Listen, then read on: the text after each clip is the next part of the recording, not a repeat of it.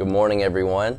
Welcome to today, Thursday, Daily Devo for Robertsdale United Methodist Church. My name is Jonathan Hart, and I have the privilege of serving as the pastor during this very interesting time in the life of our church and our community, our nation, and our world.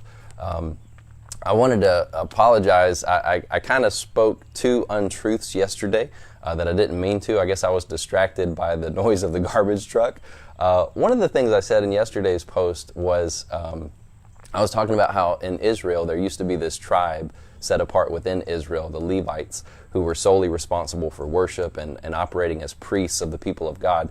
And what I was trying to convey yesterday is there is no longer one group within God's people that is solely responsible for doing that work, that's all of our work, that all of us now are invited to have a priestly and intercessory role. And that is true, but it got me to thinking, and I thought, well, even within the people of God today in the church, there are people that are set apart for specific roles, maybe priestly roles. Ephesians 4 tells us that God, Jesus Christ, has given to his bride, the church, the apostles, the prophets, the evangelists, the pastors, the teachers. And so there are those groups that are set apart for vocational ministry or other specific roles. But it also got me thinking that there is still a group of people within the world whose sole responsibility it is to declare and demonstrate that Yahweh reigns in and through his Son, Jesus Christ, to declare salvation and the fact that it's come, and to speak blessing to all other peoples and nations of the earth. And those people are called Christians.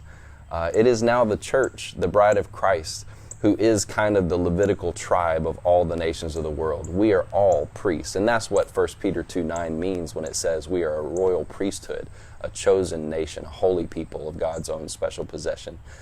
So I wanted to just correct myself or elaborate a little if I could. The other untruth that I said was that I was only skipping Colossians for a day.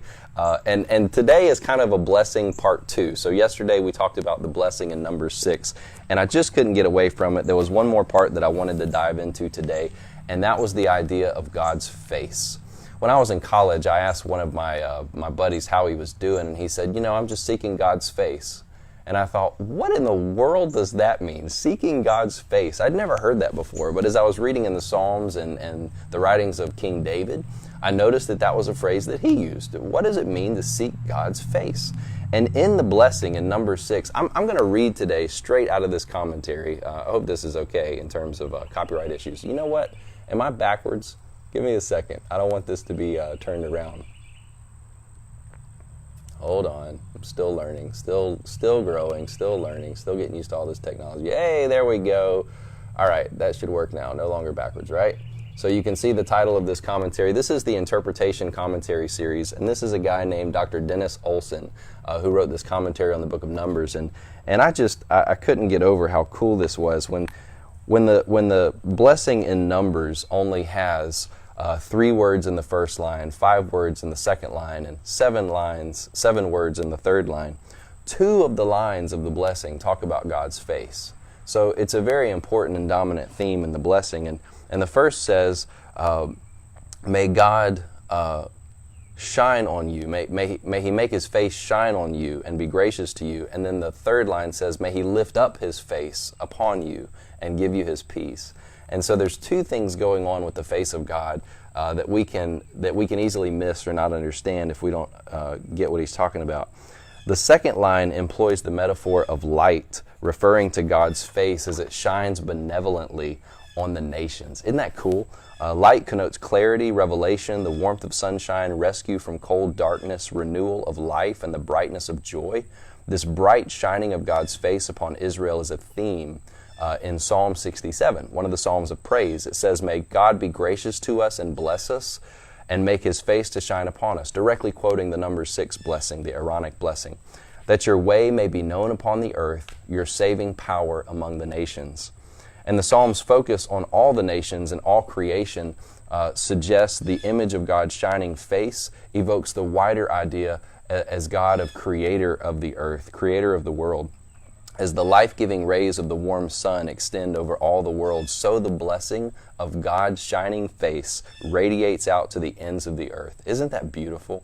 And then the Psalm 67 concludes in verses 6 and 7 with, The earth has yielded its increase. God, our God, has blessed us. May God continue to bless us. Let all the ends of the earth revere him. The shining of the divine face leads to God's being gracious, dealing with people not according to their sins, but with freely given love and compassion. And that's a theme that shows up in Exodus and other Psalms. And then the third line of the blessing, may he lift up his face upon you, or some translations say, may he turn his face towards you and give you peace.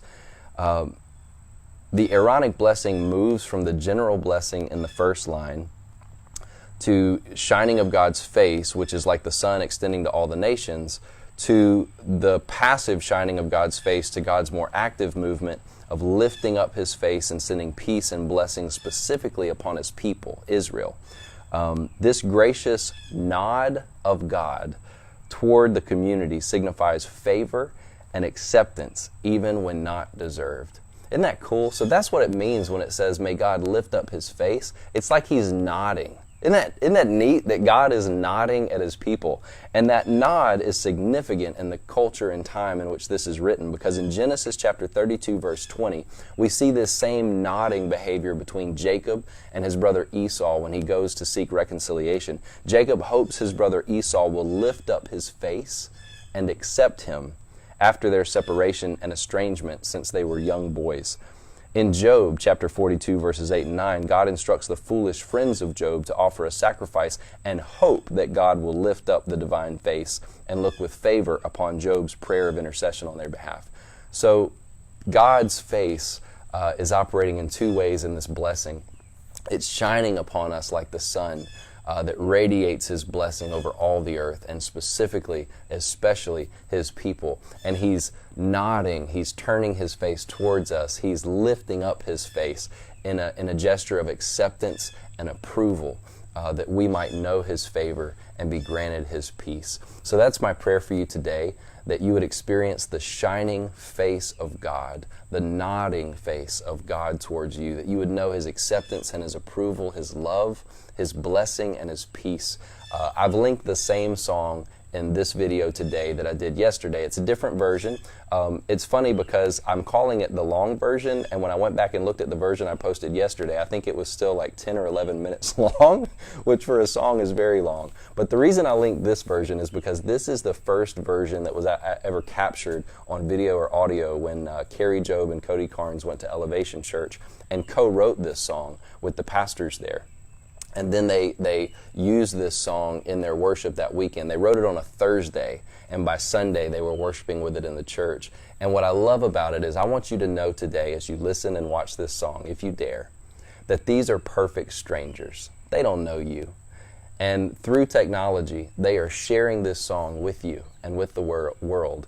And as I was listening to it again last night before I went to bed, I was literally brought to tears because of the power of perfect strangers looking you in the face, even over technology, and singing and speaking blessing and wanting it to your children and to their children and to your family, and the power that that has. I mean, for someone just to love you that much, that they would want God's blessing on you in that powerful a way, it's enough just to bring me to tears. And so I want you to experience that today, and I want you to receive it, and I want you to claim it.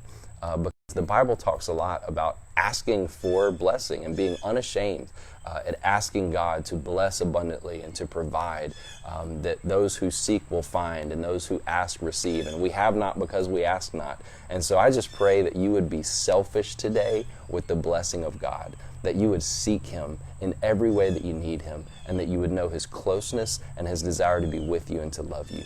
This is Pastor Jonathan Hart from Robertsdale United Methodist Church. God bless you today. Grace and peace.